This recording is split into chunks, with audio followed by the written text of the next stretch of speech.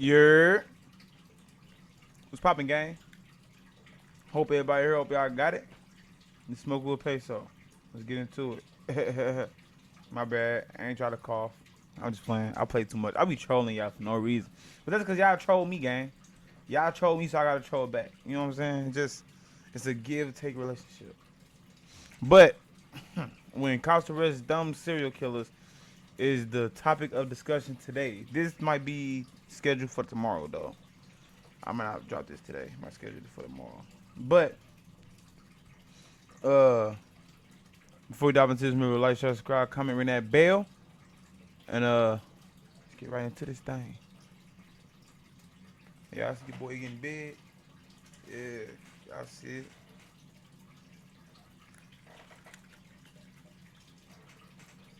I got the same top on and everything. I got assigned the case about the homicide that happened in Pendleton in 2015. We'd like to talk to you. The money found in your safe, there's money photos from Mike's computer that match the same serial numbers as the money that was found in the safe. So can you tell us a little bit about that weekend? Were you gone when you got home and you found the bodies, or what happened? Now you're gonna have to deal with the consequences. These are moments when killers get caught years later. Like the time this gangster accidentally gave himself away on live TV, confessing to one of the most infamous murders in history. Dummy. Y'all need to come buy my book.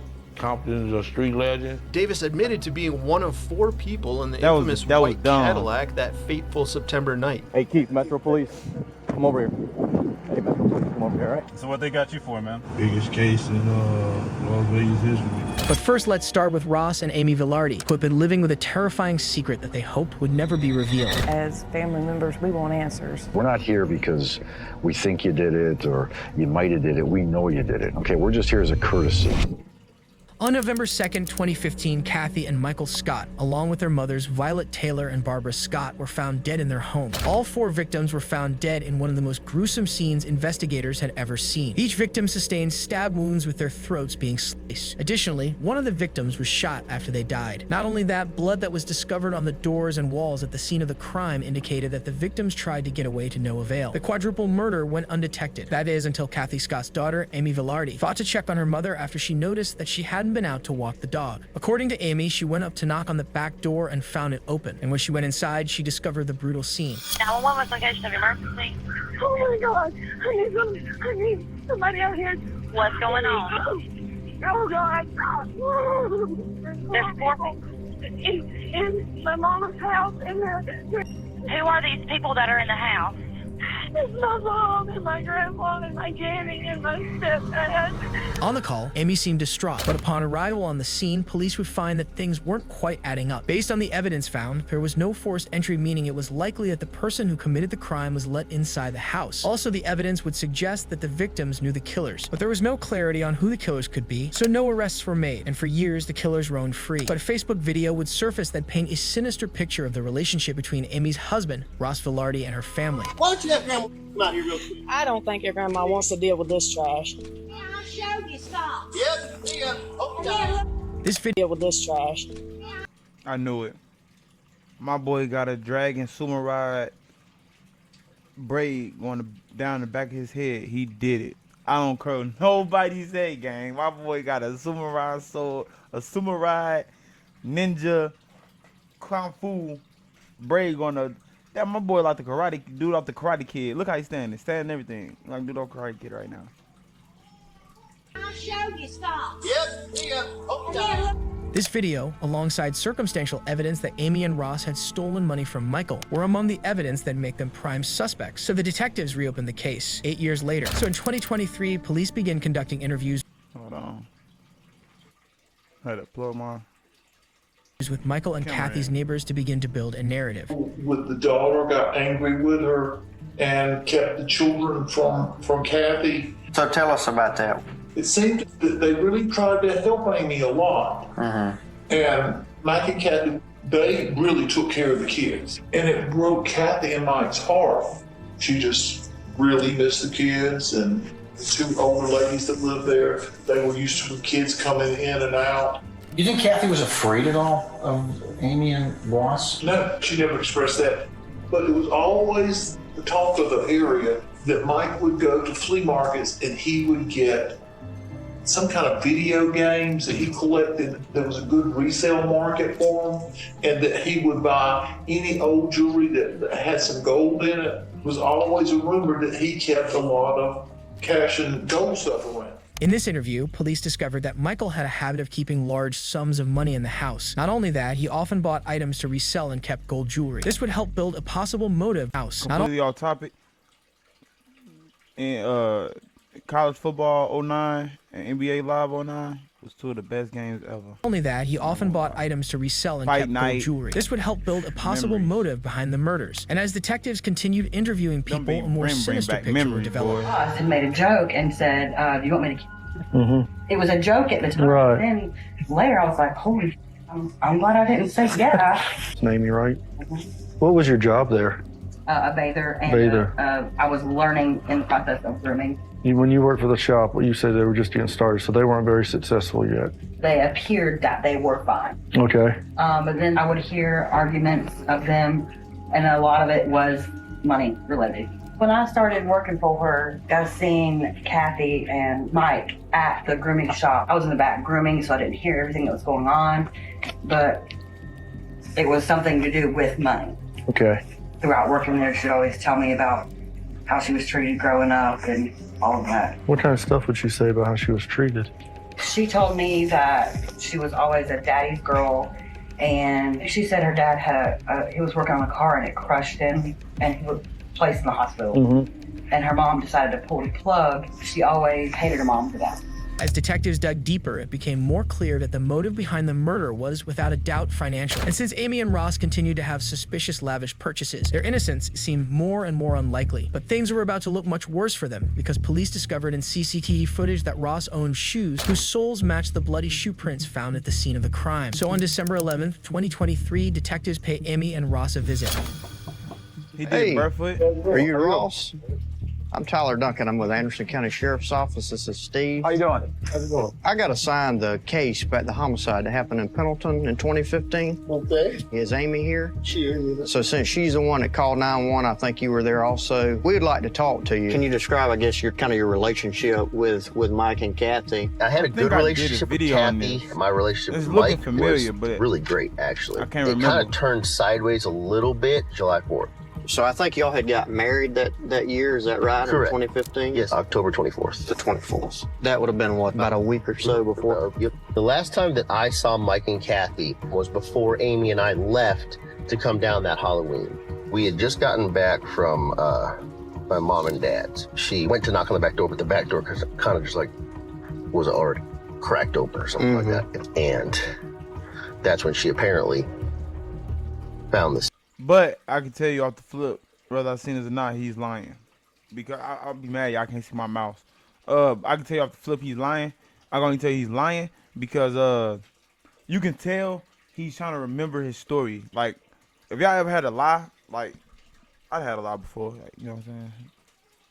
And when I try to lie, it's hard to cover up a lie because you got to keep lying to cover up that lie. You know what I'm saying? And eventually you forget the original lie. So forgetting the original lie, you got to remember that original lie. So you will see that person like when they talking, they do that. Like I am right now, how I'm trying to remember, how I'm trying to think what I'm trying to say. That's how it is when you lie. Versus when you tell the truth about something, it flow right out. No, it flow right out. It flow right out. Just look at his demeanor. Look how he talking. He look nervous. He looked like he lying. He looked like a little bad kid that's getting caught in a lie. Or that's getting caught for doing something bad. You know what I'm saying? She found. She went bolting back out of the house. I think she called 911 before she called me, if I remember correctly. So you didn't go over to the other trailer? No. Or to Mike and Kathy's trailer? Correct. I never went in that trailer that day. So after you last seen them, you never went in their place again? Correct. Correct, yeah. Ross tells the detectives that he wasn't in the house, a lie that the cops immediately catch on to because of the bloody shoe prints found at the crime scene. Investigators are getting closer to the truth, but after speaking with Ross, they decide to interview Amy to hear her side of the story. Your grandmother, and then obviously Mr. Scott and his mom. What do you remember? What can you help us with? Where should we look? Yeah, me and my therapist talk about that a lot. Obviously, you got to know finding people doesn't really leave you in the right state of mind. Can do things to you. Yes, ma'am. And then everything that ensued, I mean, honestly, I can barely remember the funerals. Ross, tell us a little bit about like the relationship between, like, I guess y'all and the family. Something happened? We got into it around 4th of July or something with Mike, but he wasn't a nice person at all. So I told my mom, look, I don't like it. My kids can't come over there until we straighten some stuff out. So at the time of the murders, you and your mom were back talking, everything was kind of getting patched up? Me and my mother was not a horrible person. She was prickly. She always hated her mom. So can you tell us a little bit about that weekend when were you gone, when you got home and you found the bodies, or what happened? We buried his mom's, my mother-in-law, to do Halloween. We went down there, we spent the weekend. What day did y'all leave to go down? Friday night. Friday night. I drove myself quite crazy for about a couple of years there. And I've chosen to step away, and I've got to be healthy, and I've got kids, and I've got a life to live, and if somebody else dropped the ball on it, it's not on me anymore. Okay. Well, if we just ask Ross a couple more things and we'll be out of here. After speaking with Amy, detectives talk with Ross, and this time they take a more direct approach to their questioning. A couple more things and we're going to get out of here, okay? You remember owning a red pair of shoes? A pair of shoes? ASIC Speedstar shoes. What happened to the shoes? That's a good question, because I have no idea. This is from crime scene photos, and these are confirmed to be ASIC Speedstar shoes. Okay. Inside, and they have blood droplets on them. And interestingly enough, you're at the Quick Trip wearing those shoes the night of the murders.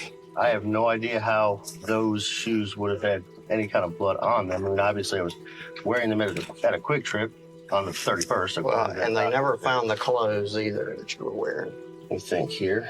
If y'all left on Halloween afternoon, but you're on video there, the timeline doesn't add up. The fact that your shoes are inside of the house in blood, that's a big problem. Again, I don't know where the shoes are at the moment. If something were to have happened that I had done, it would be stupid for me to wear them into the house and then wear them after that. Well, that's what I'm saying. They were never found. So it's almost like you got rid of them. We know what happened. Just say you got rid of them, we're about gang. to prove it.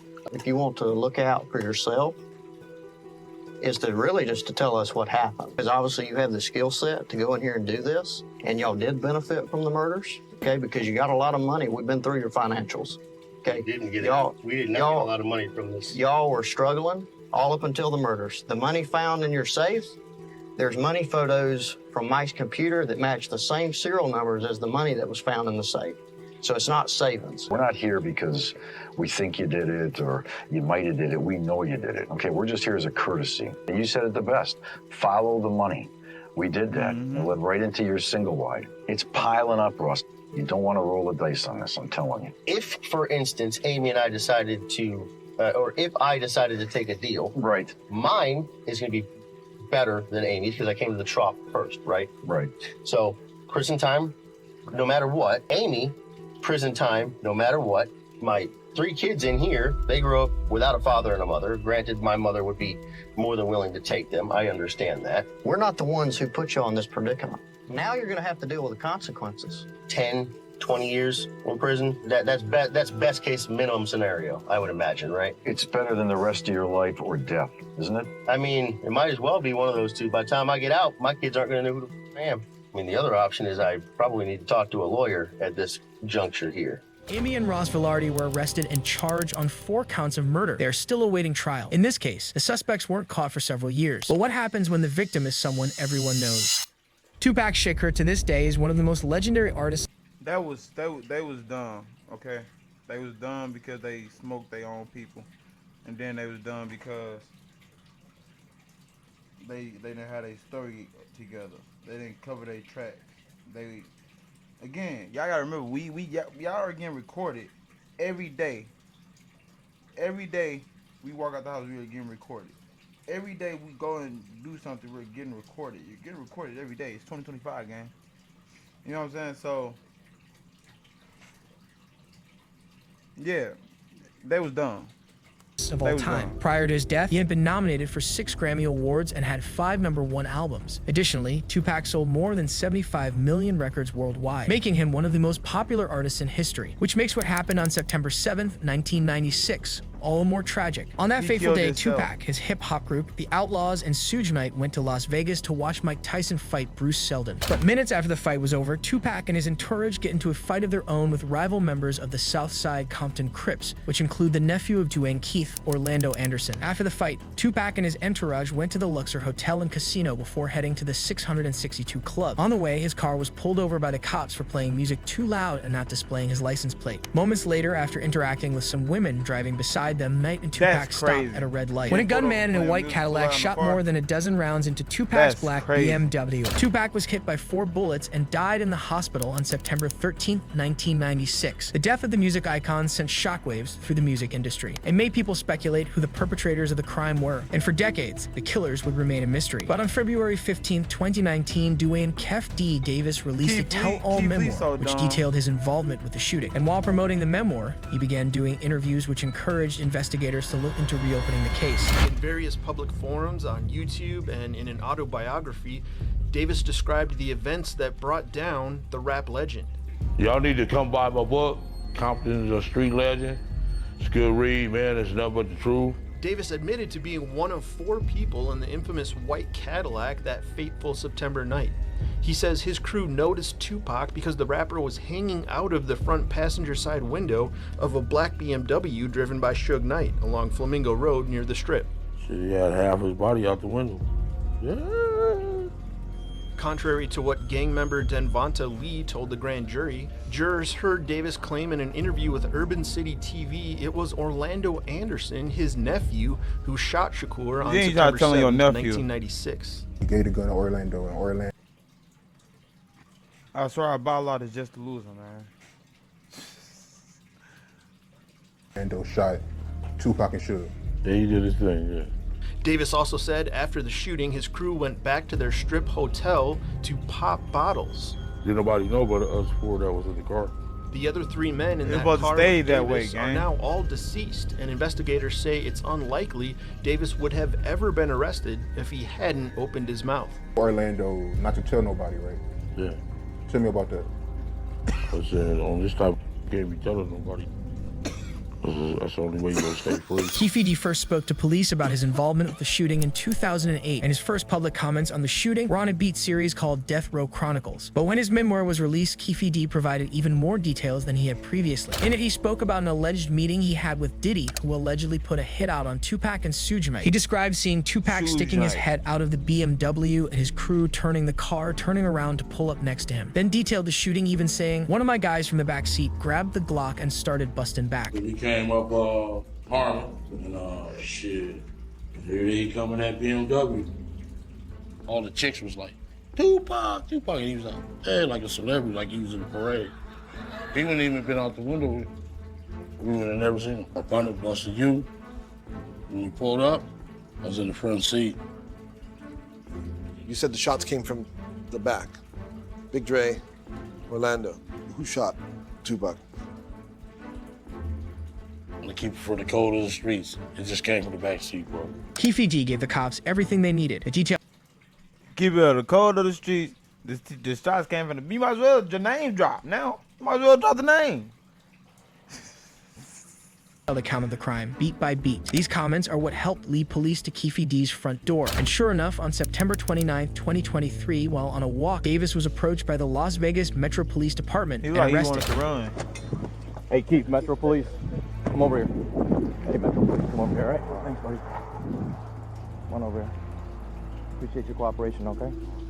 I'll stand right here in front of the car. Yep, bud. Yep, go and put it down. I know. Put that down for a second, all right?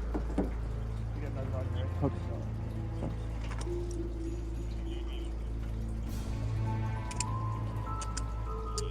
If he just kept his mouth shut. No, all he had was his phone and water. The things people do for fame, bro. We're gonna put you in the car. I need a drink of water. Yeah, we'll let you get a drink. You just going for a walk or what? Yeah. Okay. You do like a morning walk every day, or? Yeah, okay. We'll get you some water, my man. We gotta get you now. Yeah, as soon as we get you in the car, we'll get you in the car. All right? Appreciate it, sir. Just walk over here, sir. Okay? Don't worry, your water's coming. After being handcuffed, Davis is put in the squad car. Bodicon footage captures his raw thoughts as he is escorted to the station. Were you all following me last night? Nope. So why y'all didn't bring the media? Why would we bring the media? Right. That's what y'all do. So what they got you for, man? Biggest case. Oh yeah? Like recent?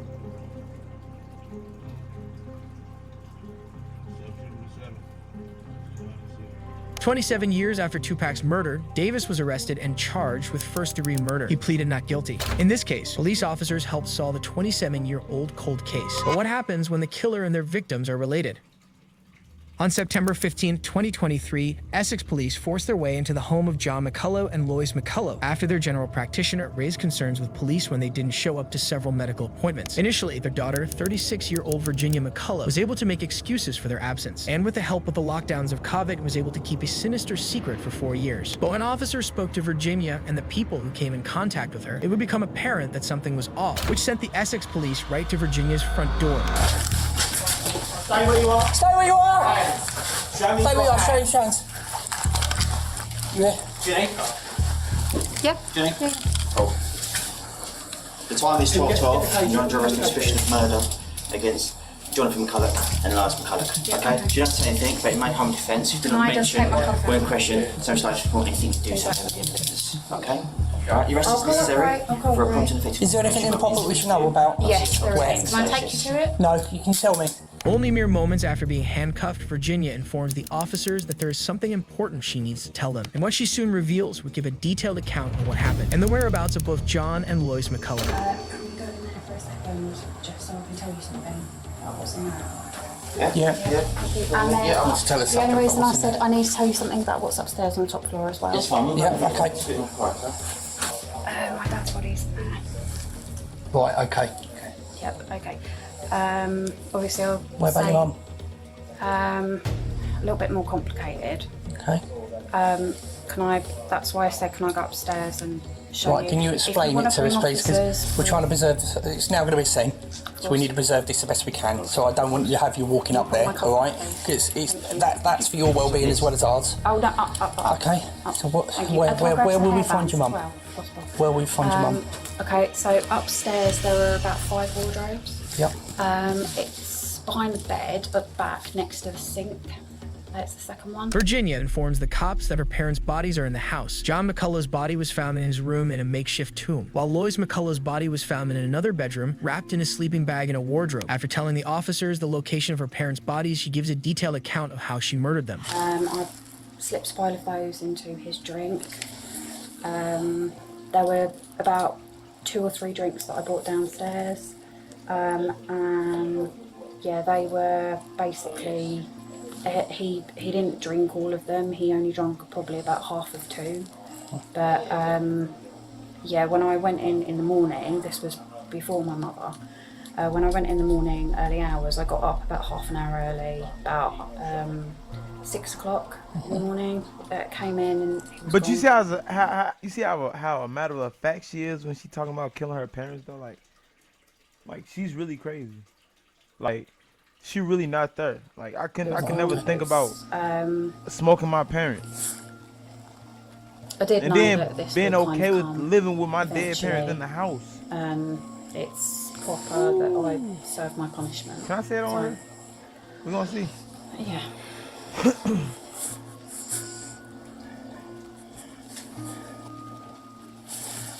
Okay, so Virginia, I'm just going to ask you this. This is what I've written down based on the information you just told us, because what we regard as a significant comment, because you've made it under caution after your arrest. By the way, they're my granddad's. Okay, right. So I've written this, please.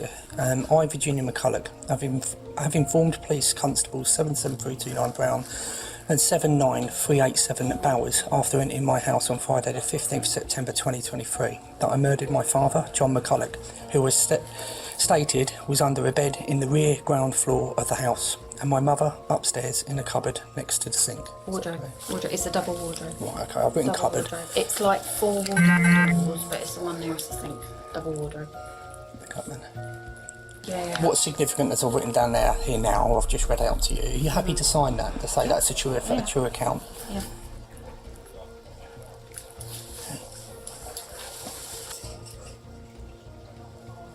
And I know people gonna like, well, she's caught. She knew she was Cheer caught. up, at least you caught the bad guy. I've I just know, I woken don't up seem- today I and don't- done my I don't job. like it. No. I know I don't seem Not a lot, 100% evil, but we all, yeah, not. I'm not going to comment on anything. It's not my job to comment on it, okay? Because I've got to be impartial with everything, okay? So I'm not going to give any comment. No, well, I mean, I deserve to obviously get whatever's coming sentence-wise, because that's the right thing to do. And that might give me a bit of peace. In June 2019, Virginia crushed up prescription pills and put them in her father's alcoholic drinks. And by the next morning, he was dead. Her mother, however, was stabbed multiple times in the chest and beaten with a hammer. Lucidly, in this Oh my moment, Virginia God. tells the cops everything and even goes as far as to tell them to cheer up because they caught the bad guy. However, the previous 4 years, Virginia wasn't so forthcoming. Up until this moment, she had kept her parents' deaths a secret and 4 covered up years? the truth with only lies. Also in the It handbag don't as stink. well, there's and again, because you're probably going to need to know about it, there's a card in there, card one money, and that's a bank card where there's a lot of transactions that have taken place over the last few years. Like, I don't. From money that pertains to my parents. It was later revealed that Virginia had been financially abusing her parents by spending their money, using their credit cards, and taking money from their pension, for a total of £149,697. Additionally, between 2019 and 2023, Virginia had used £21,000 for online gambling. Virginia McCullough was given a life sentence and will spend a minimum of 36 years in jail for murdering her parents. In this case, the suspect came clean about the crime they committed. But what happens when there's a heavy amount of DNA evidence?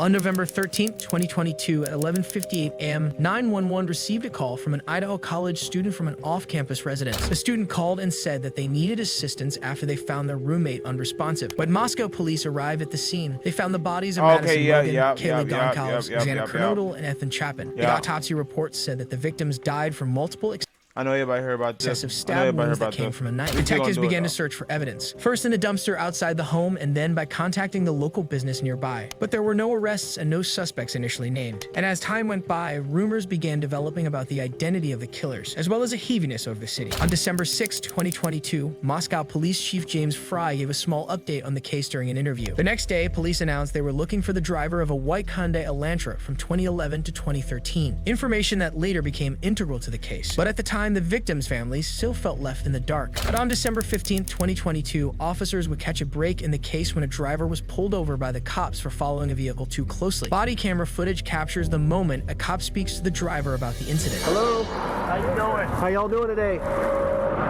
Good, good. Take a look at your driver's license real quick if I could. See, he's right up on that van, man. He was right up on the back end of that van. Pulled you over for tailgating. Is this your car? Okay. Cool. Where are you headed?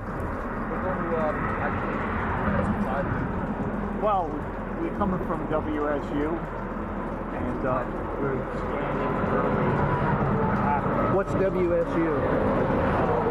Yeah, I go to university basically. And we're listening to this incident that was occurring up there. That is SWAT team and everything. So we're okay. I'm having a hard time hearing you because of the traffic.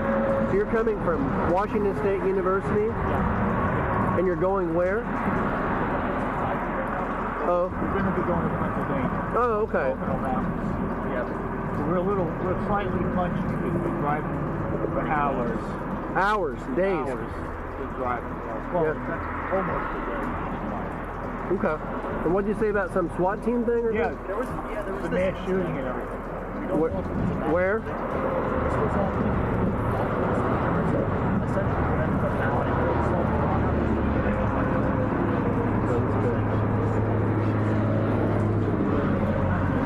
I hate that you couldn't hear what they were really talking Well, about. it's horrifying. It's going to the university, you know what I mean? So y'all work at the university there? I actually do work there. Oh, okay. He's such a proud father right now. Okay. That's so crazy how proud his dad is right I now. hadn't heard about that incident. Just yesterday, or? This happened this evening. His dad is not gonna last. We're still wrapping it up, investigating. I'm not sure there's two shootings, but they did shoot somebody. Let's see. And then we didn't know about that actually. My son has a PhD. Interesting. Wow. Okay. Well, do me a favor, don't follow too close, okay? The cops let the driver off with a warning, but little did they know the person behind the wheel was Brian Koberger. And over the course of the next few weeks, Moscow police would be gathering evidence against him. After parsing through large amounts of DNA evidence, they found evidence of Brian's DNA on a leather knife sheath that was left on one of the victims' bed. Not only that, cell phone data and video evidence would show that Brian's cell phone and car were near the victim's house on the night of the murder. So on December 30th, 2022, Brian Koberger was arrested and extradited to Idaho. He was charged for 4 counts of murder and 1 count of burglary. He faces the death penalty and is still awaiting trial.